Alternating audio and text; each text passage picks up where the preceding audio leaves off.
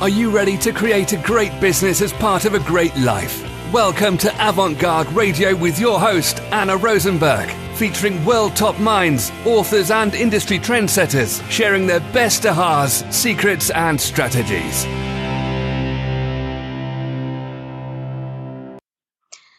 Welcome to the show. I'm your host, Anna Rosenberg, and today we'll talk about public speaking confidence with our guest, Jim Smith. Co-founder of Better Presenter, Jim helps business professionals be more confident when they are, of course, presenting.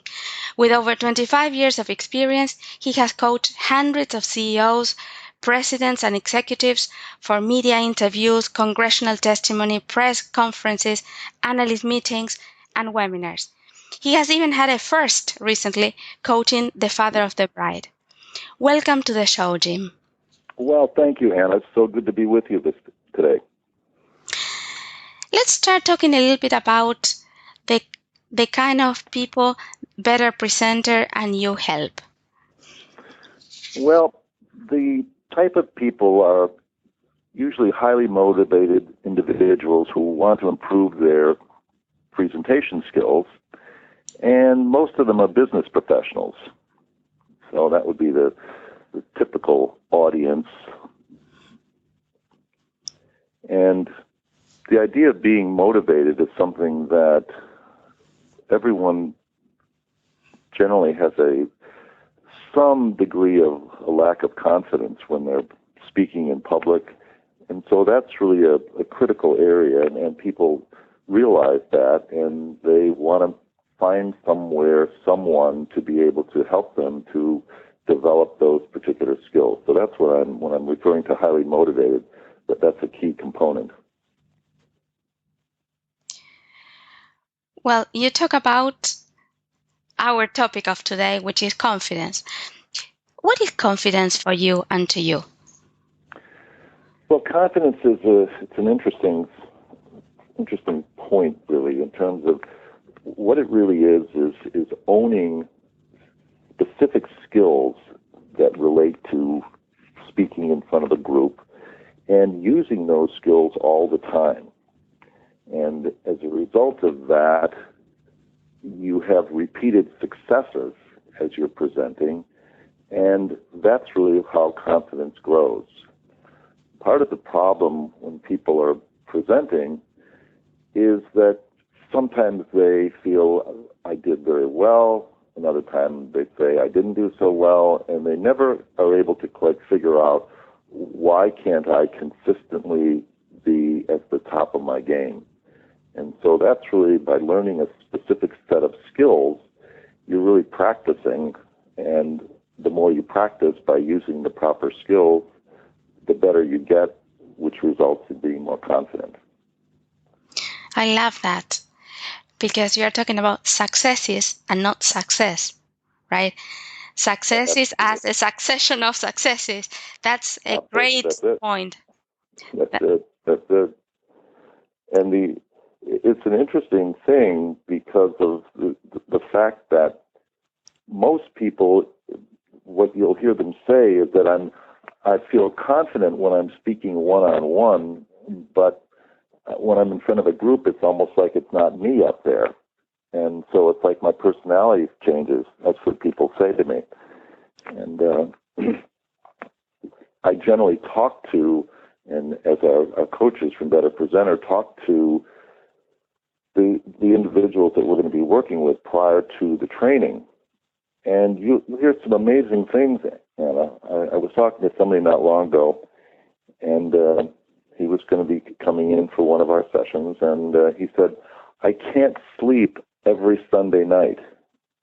And I said, well, tell me more about that. And he said, well, every Monday morning I have to present to the executive committee, and the chairman of the board is very direct in terms of his questioning. And he said, I can't get to sleep Sunday night thinking about how I'm going to do and what I'm going to do and what I'm going to do wrong and so on and so on. So, and this is a very, very successful individual in terms of his business, and yet he has little or no confidence when he's presenting.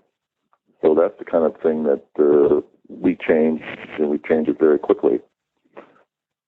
Yeah, it is amazing that the level of quote-unquote success that we perceive in certain people sometimes doesn't translate into presenting or into speaking in public. They don't feel successful. Then I don't know what it is. What do you feel? Well, it's a little bit like I was talking to one CEO about his presentation skills prior to working with them, and they said, I asked, what kind of talks are you generally giving? And they said, well, Jim, the only talks I give are the ones I can't get out of. So that becomes another phenomenon, which is the higher you go, you can often have someone else do the presentation for you, but that doesn't necessarily, that's not going to fix anything. So the higher you go, the higher you can get sophisticated ways of hiding. Correct. And, okay. And the higher you go, the higher the stakes are. In terms of you have to do an effective job. It's quite common to see someone make a presentation to security analysts and see the price of their stock change. Now, obviously, some of that is based on the content, but sometimes it's actually based on the level of confidence that the CFO or the CEO has when they're presenting the information in terms of their financial results and what they expect to happen in the future. What do you feel are the biggest misconceptions about building public speaking confidence? Well, the biggest misconceptions or myths are they're really two. One is that people think that if I just practice giving the presentation, I'm going to get better. And the other one is that I just need to get to know my material. And so it's kind of interesting. I use an analogy. It would be like if you go to a driving range, and I happen to play a lot of golf, and you'll watch people, and they're hitting balls on the driving range, and the balls are going everywhere. There's no pattern. The swing is not correct. And you see those same people doing that same thing week after week after week. And it's kind of the same way. If someone is just practicing presenting and they're not practicing the proper skills, then they're really just reinforcing bad behavior. And so that's the one big myth. So if you really have to be able to go to people who are experts to be able to get some specific coaching on what to work on. And I think content is the other thing, that people think that content is, if I just know my content, I'll be able to do an effective job. Well, we don't run into too many people that don't know their stuff when they're presenting. And there was some research that was done at UCLA where they took a look at where does impact come from when someone is presenting in front of a group of people. And they actually put it in terms of data. And they broke it down. 55% of the impact comes from how a person looks when they're up in front of a group presenting or on video. So in other words, they're what we traditionally call body language, the way they look and sound. So 55% comes from what we call the visual, 28% from the vocal, which is the voice, and only 7% of the impact comes from the verbal, which is the language or the words that the person is using. So that's a pretty big item there when you realize that the way we deliver the information has a huge bearing on whether we have the type of level of impact that we have on an audience. So just memorizing or learning the words really is a very, very small component of having impact when you're in front of a group. That's such an important distinction, right? Because we obsessed about the content and we are forgetting the important part. Correct. Which is the delivery. What are some of the little-known pitfalls that we have to avoid when trying to become powerful presenters? Well, there's two that I would mention right now. The two are time and volume. And by time, what I'm referring to is when people get in front of a group to begin making a presentation or running a webinar, they suddenly have a blind spot with respect to time. In other words, elapsed time. And so they begin thinking, for example, that if I stop talking or I pause, that it's not going to look good to the audience. And so this then makes the problem even worse, because then they begin speaking more rapidly, and that starts to annoy the audience. And then oftentimes people start using what we call non-words, things like, and things that words, sometimes it's even a word, like somebody will be saying basically, and they'll say it 10 times in the course of 2 or 3 minutes. So we call those non-words, and that begins to annoy the audience, and it's strictly caused by the fact that the speaker is not in the moment in terms of understanding how much time I can stop talking in front of the audience, and I can think when I'm doing that. The other big problem has to do with volume. And because people spend so much of their, what we call speaking time, on the phone or in a one-on-one situation, they have difficulty projecting in front of a room. So in other words, what they think is increasing their volume to them feels like they're screaming, and no one wants to do that. So they go back to their traditional speaking voice, which is the way they sound on the phone, and you really can't do that in front of a live audience. You have to be able to get your volume up substantially to be able to create inflection in your voice. That's back to that 28% of the impact is coming from your voice. And if someone speaks in a monotone, they're not showing much confidence, and that affects the audience's ability to react to the information. So I would say those are the two big areas in terms of time and volume. You have a lot more time in front of an audience to stop talking, get your thoughts together, and connect to different people in the room. What would you say is the number one fear of presenting? Why do we get so anxious about this thing? Well, I think essentially it's the fear of failure or looking foolish.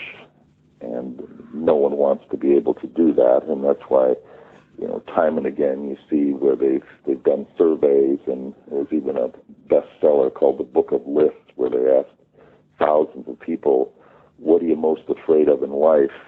And the number one fear in life, ahead of like flying or insects and bugs, the number one fear was speaking in front of a group.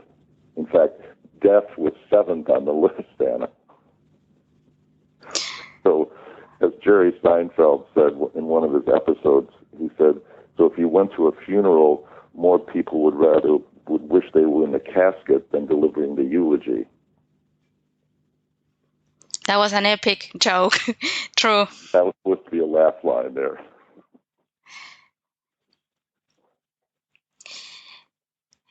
So let's leave the fears and obstacles and misconceptions for a second, and let's shift the conversation to possibility. How have you been able to help your clients?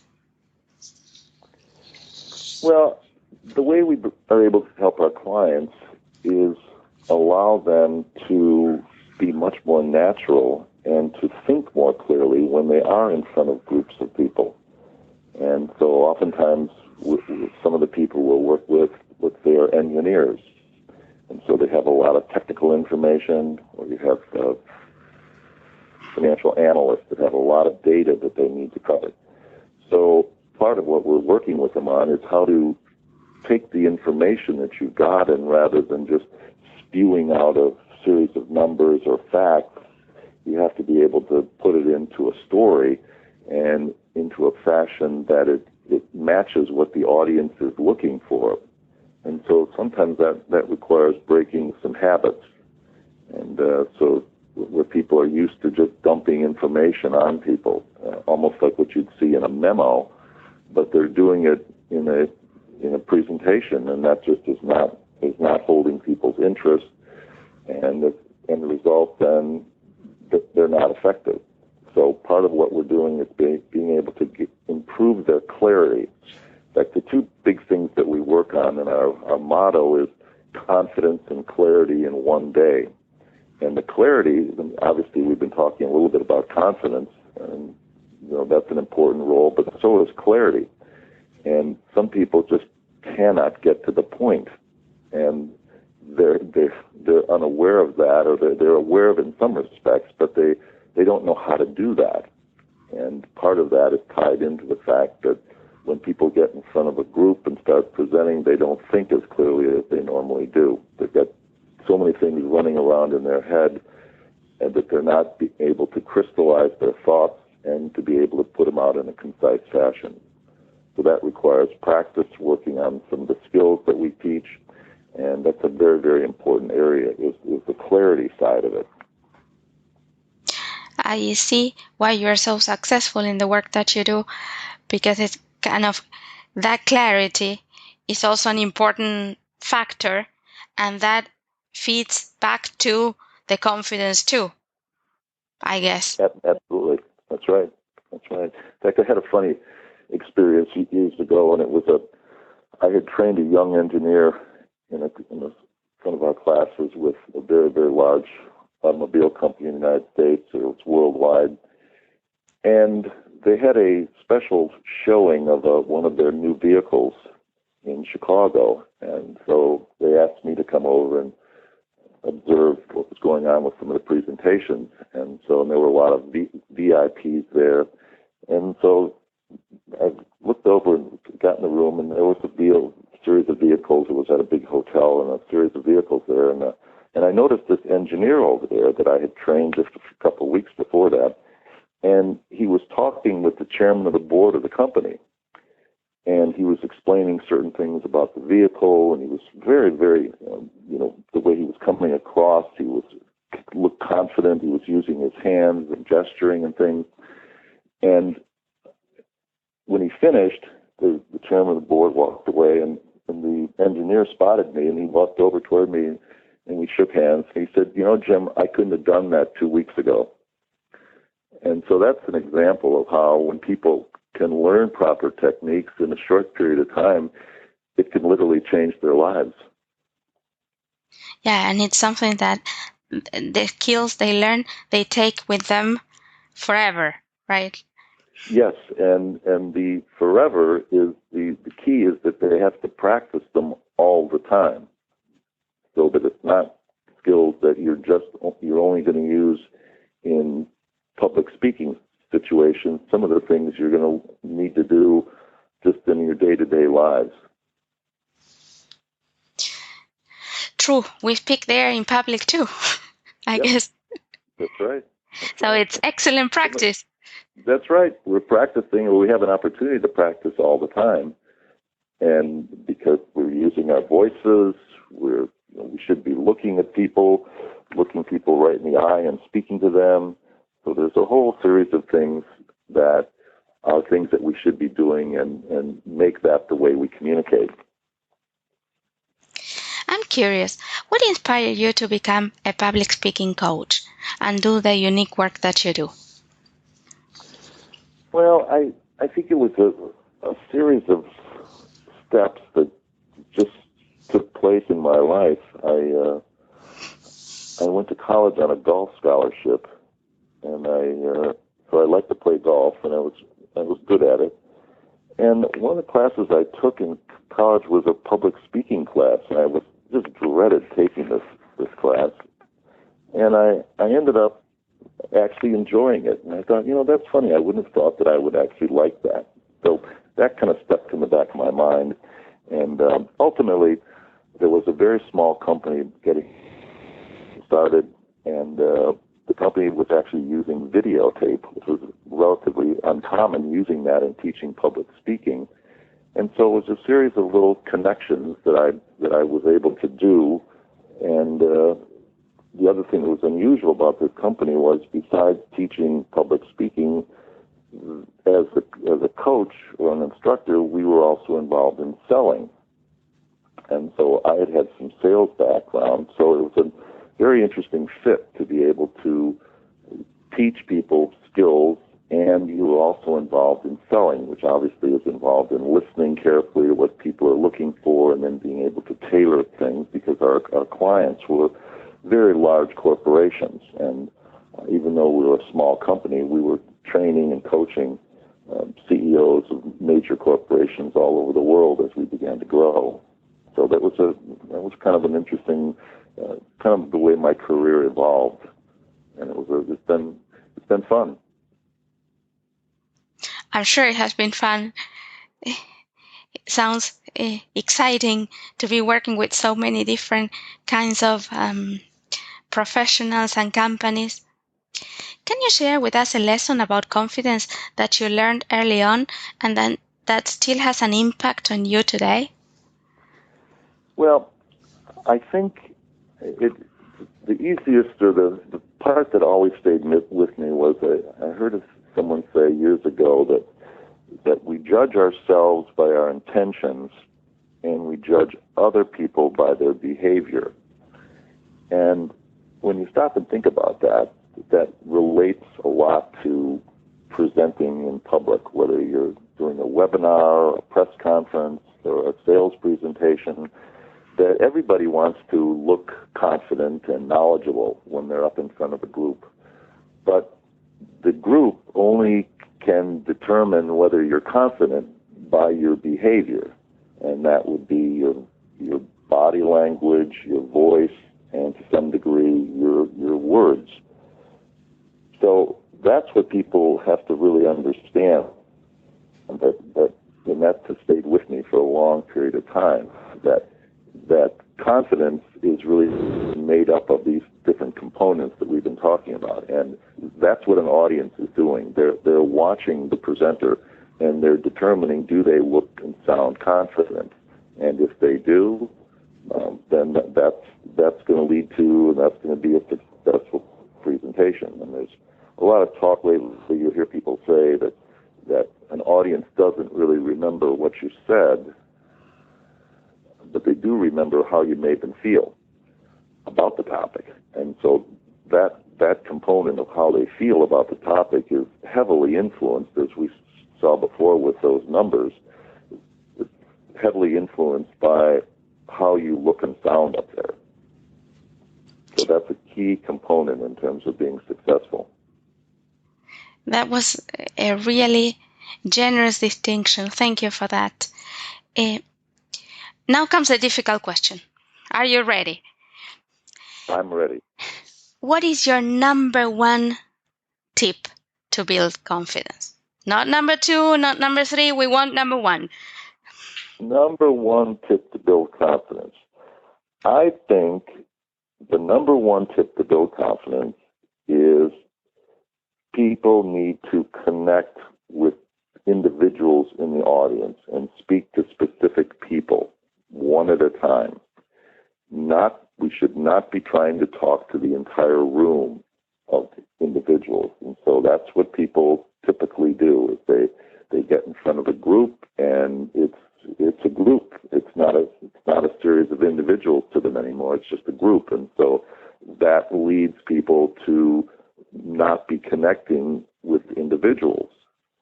And so in our day-to-day life, some people don't even look at people when they speak.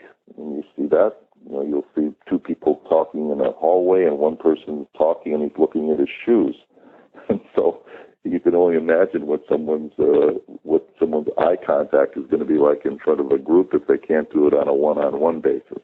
So that's probably the biggest single item that people need to be aware of, is speaking to individuals in the audience rather than the group.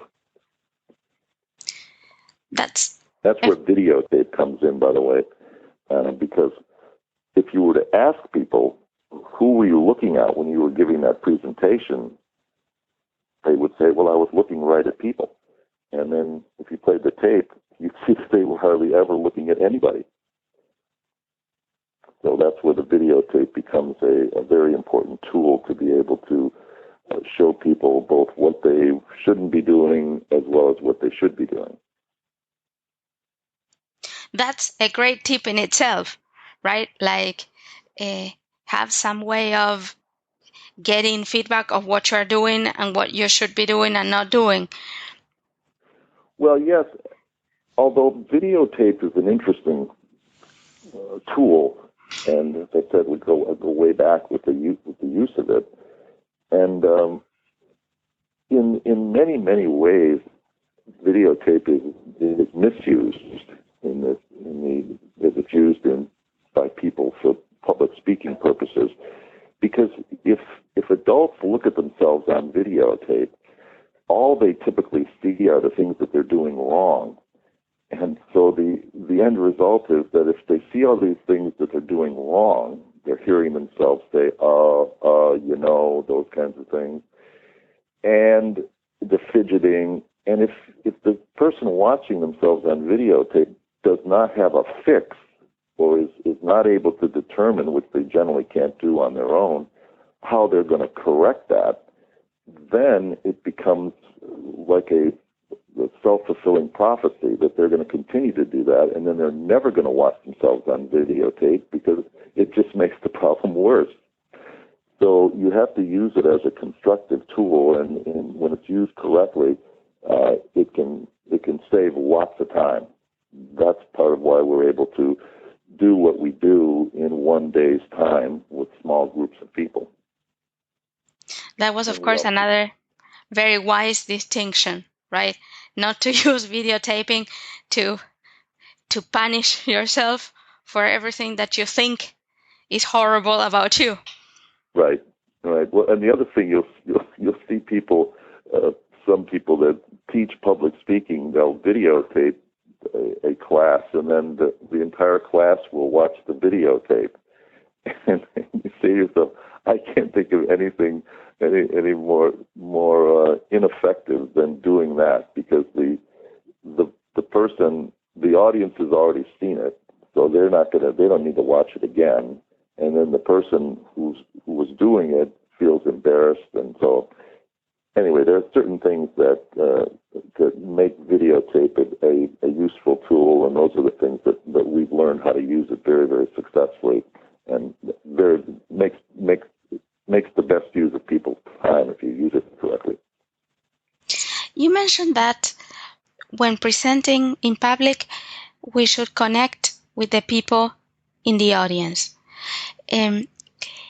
Let's talk about webinars.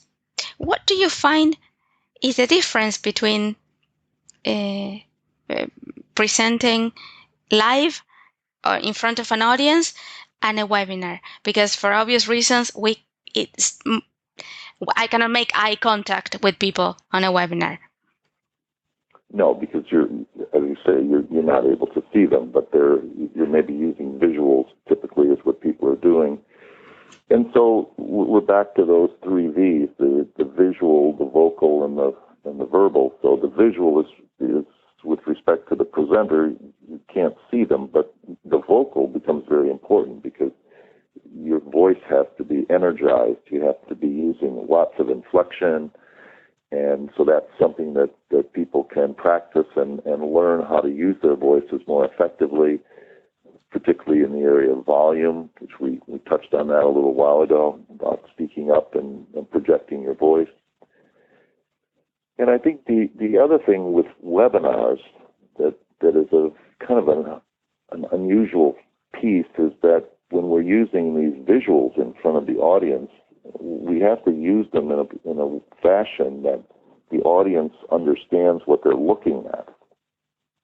And so that's a whole other area that it's kind of an area within the realm of public speaking, where now you've got certain things that relate to, like when you're standing up in front of a group, certain skills you need there. The skills get adapted to when you're sitting down with a group. And yet again, the skills get adapted to when you're doing a webinar where they can't see you. So you have to be able to manage things in a more efficient factor, particularly when you're using PowerPoint and things like that with a webinar.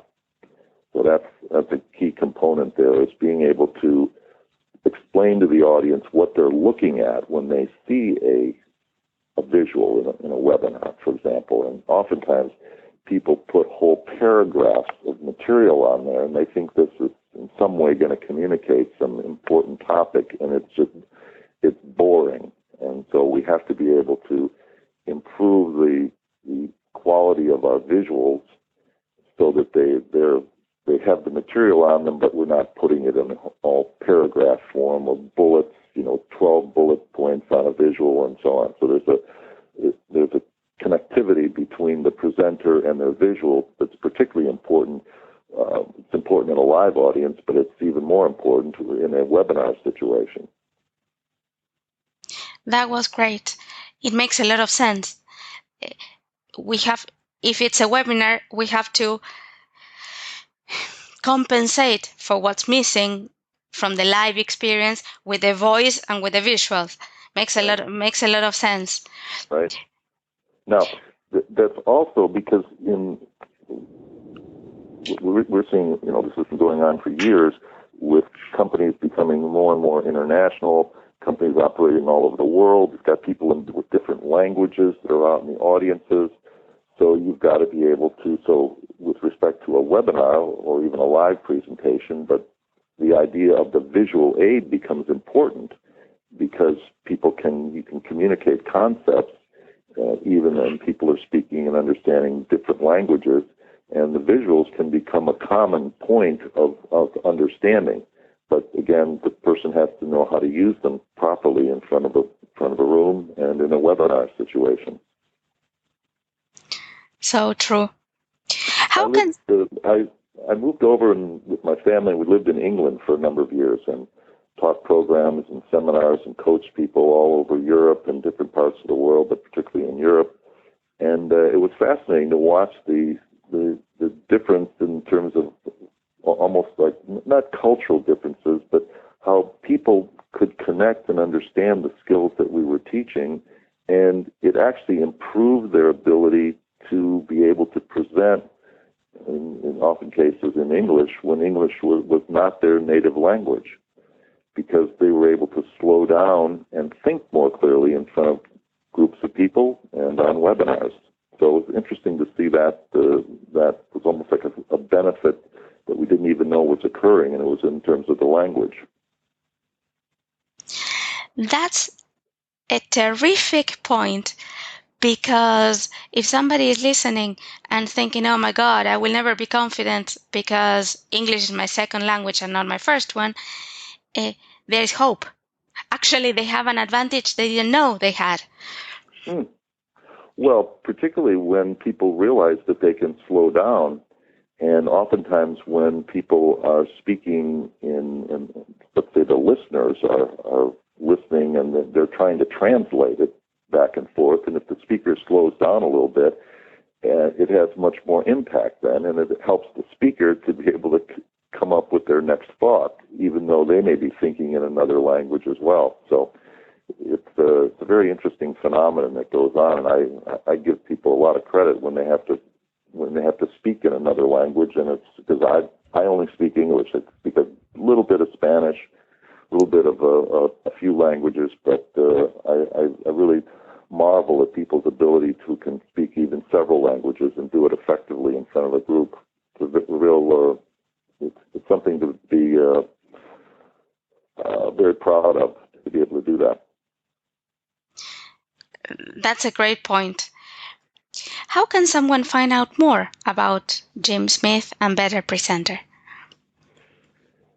The best way to find out about Better Presenter would be to go to our website, which is betterpresenter.com, and there you can find out about the different types of classes that we offer, who are some of our clients, and we have different types of seminars. We do public seminars, which is a relatively small part of our business. We do them in Southern California, and then we do the largest part of our business is doing either private coaching or small company groups where we work with no more than 6 people in a class, and we schedule those at the company location.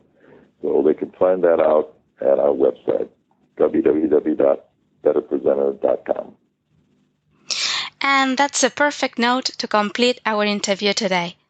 Till next time, remember, your awesomeness is portable. You can take it with you anywhere.